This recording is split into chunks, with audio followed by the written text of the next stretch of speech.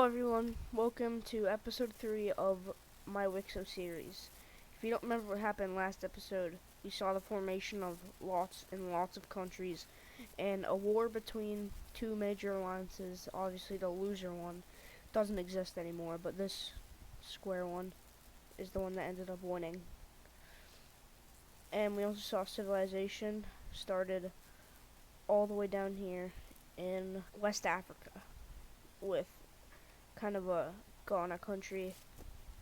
So, first of all, let's start off with the first event of the video, which we see the expansion of a bunch of countries into this open French land. So the first country we see expanding is this sort of pink country here. The next country we see expanding is this orange country. And the next country we see expanding is the Brittany country. The next country we see expanding is this, I guess I'll just call it the Western Calais country, expanding to look like this. They're also pretty powerful despite being small. Next country we see expanding is this original Red Basque Empire.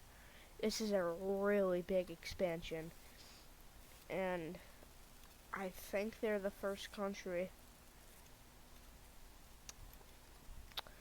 No, that was something stupid. I'm not gonna say that. Blue French country.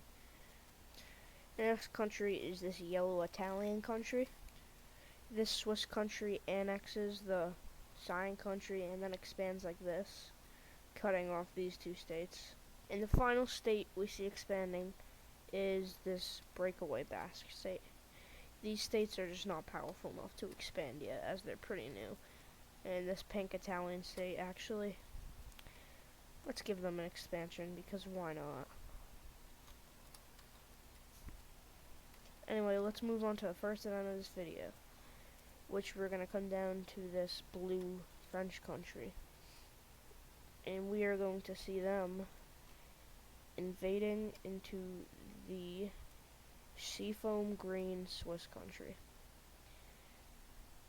As we can see, many forces start to storm out from the blue French territory, instantly capturing this major city over here.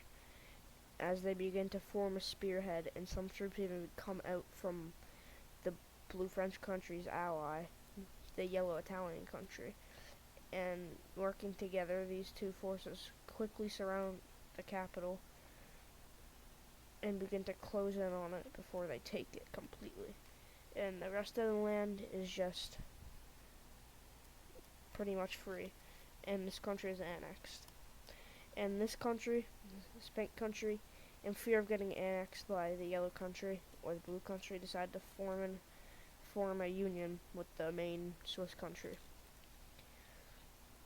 Next event we see happening here in Venice, with this Venetian country invading this smaller Venetian country. This is pretty small land, so the invasion is pretty easy, but it pretty much instantly happens. And I just realized I forgot to get rid of the capitals, so give me a second to do that. Alright, I removed all the capitals from the invaded countries and just added some more major cities around in general. Next event we're going to see happening is coming up here, up north to this Danish country that we saw formed at the end of the last video. We see them just pretty much expand and across the entire Danish peninsula, and even link up with the originals. And because of this, they decide to expand to becoming this bigger, and they even just take that island too, I guess. Next event we see happening is this red country. They really want their original land in the main Basque back, so they decide to use force to quickly and easily invade this country. I mean, it's not really that hard of an invasion because this country is not very strong, and this is one of, if not the strongest country in the entire world. So it's a pretty easy invasion for them. And as you can see, this war ends with this orange country being annexed. The next event we see happening is this Western Calais country deciding to go to war with both of its neighbors, which is pretty ambitious, but we'll see how it turns out. First one they invade is this country because they're rivals. They just don't like each other, so they quickly surround both these cities, take out this one, surround more cities, and only the capital is left. And they take it, and then they start focusing on this orange country here, which they quickly invade into, capture a city, capture another city, move up and capture the capital again. And both of these will be annexed. But they're not done, because next they're going to go for this one too. And obviously it's also pretty easy, and it's annexed. However, they did not know that they existed on islands. So this country is still going to exist as a very small island state. Possibly the smallest country to ever exist. The next thing we see happening is this Venetian state expanding across lots of Italian lands and linking up with this pink country. So the next thing we see happening is quickly forces from this Venetian country quickly and unexpectedly strike the pink Italian country. And they weren't expecting this, so it's pretty fast that they see all their eastern lands fall quickly.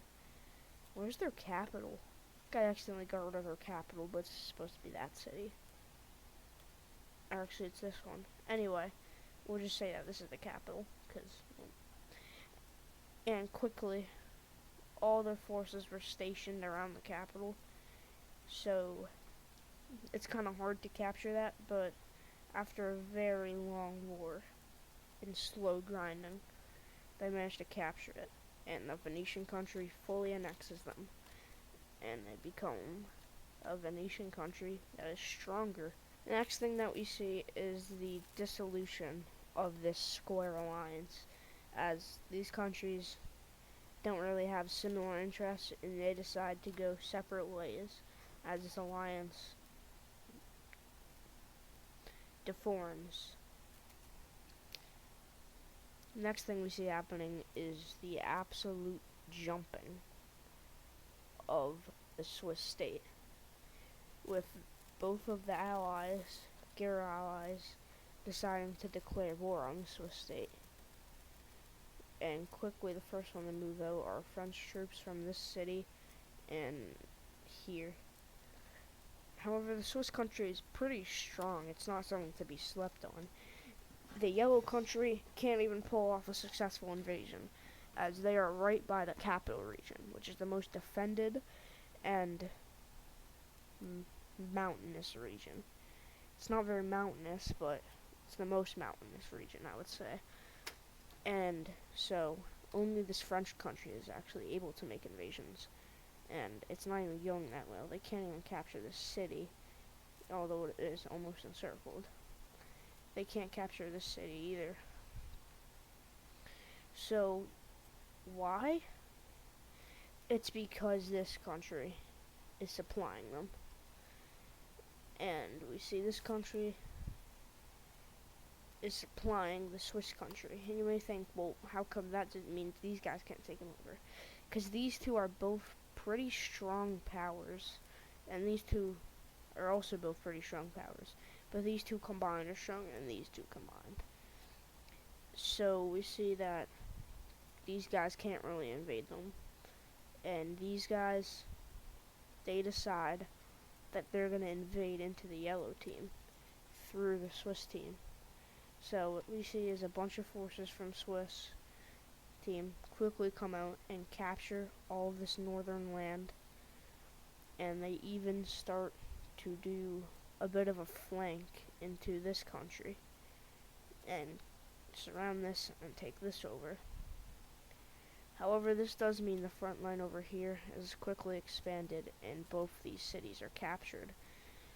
However, over here it's a different story, as troops from the Swiss and the Western Calais country both reach down to the French shore and the Italian shore. It's not going very well for the Italian country, So they decide to surrender, and now it's just the French country. And they ask a peace deal. If they pull out of all of this territory, then you get to have some of my territory. But the Swiss is not having it because they got invaded, and now the blue French country is asking for peace. So instead of giving them the peace they want, they decide to ask the Western Calais country for more help pushing the French out, and they accept. And it goes pretty well. And it even goes into a counter invasion, which is looking a bit like this. And it's even closing in from the east. And now the French country is really asking for peace. And now they decide it's about time to accept. So let's look at the peace deal. So here we see with the peace treaty is that the French country is severely weakened and is very, very small. And the yellow country ceases to exist, kinda. It's now a puppet state of the Swiss country. And yeah, this alliance is completely screwed over. So we see that this alliance even ceases to, that's the wrong letter, ceases to exist. And we're back to there being no alliances in the world. Anyway, let's move over to this Spanish region, as we see some more exploration happening down in this Iberian Peninsula. And eventually, it's all discovered, and even Africa is discovered. So, as you can see, a lot of Spanish states have formed, like this purple one, this lime one, this Madrid one, this purplish one, this lily one, I guess, this brown one, this purple one, this green one, and this yellow one. They annexed all their neighbors because it looked ugly, but I just didn't show that happening. This Portuguese one, and I guess this Gibraltar one here. I also had a lot more cities around the map. So for the final event of the video, let's jump down to West Africa, which we see the expansion of this gold country along all the way here. And you may ask, why did they expand their borders all the way to the blue country? I feel like it's kind of obvious. It's to invade the blue country. So they quickly invade into them, capturing both their cities. And with their just superior, absolute manpower advantage.